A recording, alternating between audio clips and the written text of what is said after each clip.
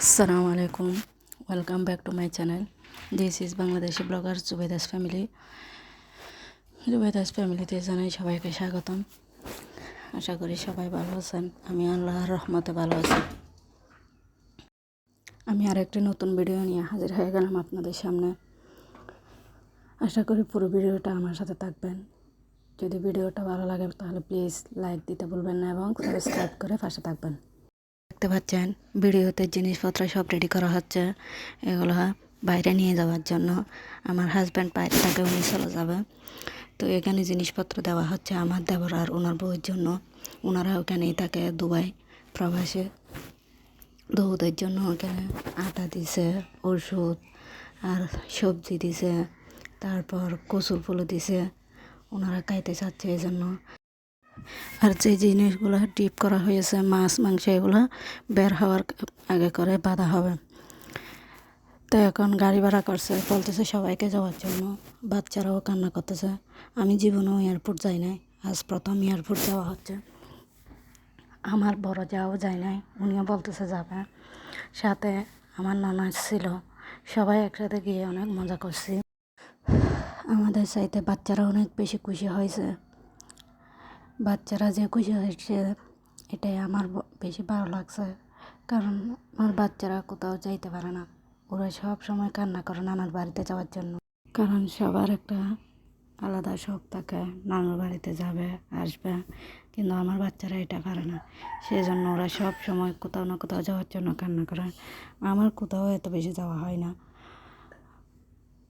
কারণ কোথাও গেলে না আমার স্বামী বাইরে থাকে, এরকম আমাদের কোথাও যাওয়া হয় না, বাইরে ঘুরতে যাওয়া হয় না এরকম। তো এখন তো বাচ্চারা যখন বড় হয়েছে ওরা বুঝতেছে নানুর বাড়ি কী জিনিস। তো আমার নানুর বাড়িতে যাওয়া হয় না ওদেরকে নিয়ে, এই জন্য ওরাই সব সময় কান্না করে। কারণ পৃথিবীতে মা না থাকলে বাপের বাড়িতে কোনো দাম থাকে না। আর বাচ্চারাও নানুর বাড়ির শখ মেটাতে পারে না। মাঝে মাঝে ওদেরকে ওদের ফুফির বাসায় নিয়ে যায়।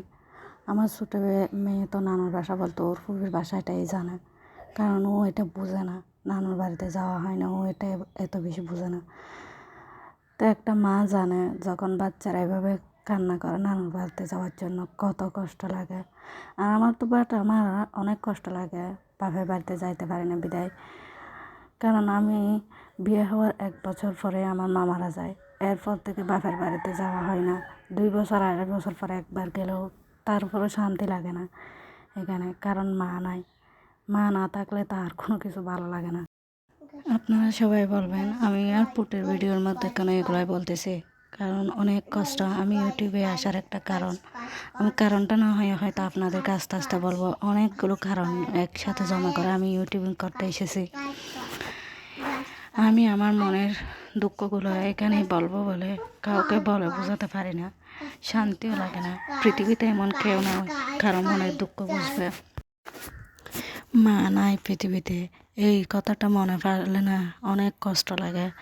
আর শ্বশুর বাড়িতেও অনেক কষ্ট লাগে।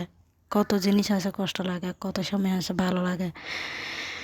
যতবার খুশি থাকার চেষ্টা করি না কেন ততবার হয়তো এটা আল্লাহ এরকমই চাই। যতবার ঘুরে দাঁড়ানোর চেষ্টা করি ততবার ভেঙে পড়ি। তো একটা মেয়ে কি না করতে পারে, আমিও সেটা করে দেখাবো।